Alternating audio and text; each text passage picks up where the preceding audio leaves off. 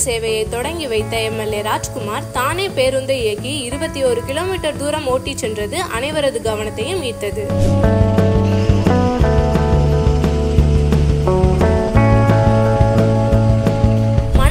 மற்றும் பட்டவர்த்தி வழியாக மயிலாடுதுறைக்கு வரும் பள்ளி கல்லூரி மாணவர்கள் மற்றும் வேலைக்கு செல்வோர் உரிய நேரத்தில் செல்வதற்கு பேருந்துகள் கிடைக்காமல் மிகவும் சிரமப்பட்டு வந்தனர். அதனால் புதிய பேருந்து வசதி வேண்டும் என்று அப்பகுதி பொதுமக்கள் நீண்ட நாட்களாக கோரிக்கை வைத்தனர். உடனடியாக களத்தில் இறங்கிய மயிலாடுதுறை சட்டமன்ற உறுப்பினர் ராஜ்குமார் மணல்மேட்டில் இருந்து பட்டவர்த்தி வழியாக திருவாரூர் மாவட்டத்திற்கு புதிய பேருந்து சேவையை இன்று தொடங்கி வைத்தார். அது மட்டுமல்லாமல் அவரே பேருந்தை இயக்கி ஓட்டி சென்றார்.